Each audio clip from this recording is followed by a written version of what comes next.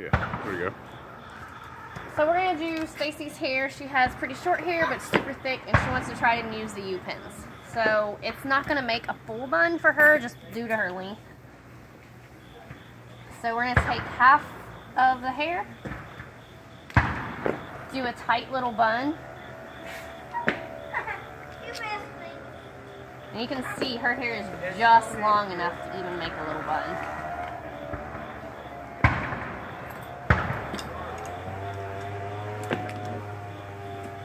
So on the U-pins, you want the curve to be faced away from the hair. And you're going to come in here and just take a little chunk of the bun, go out towards your ear, 1 inch, touch the scalp, and then proceed to flip the U-pin and push it in.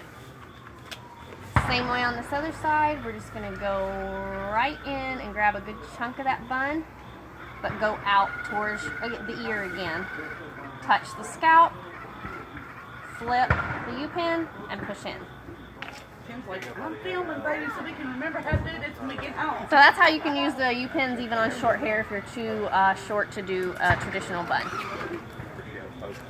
Stop.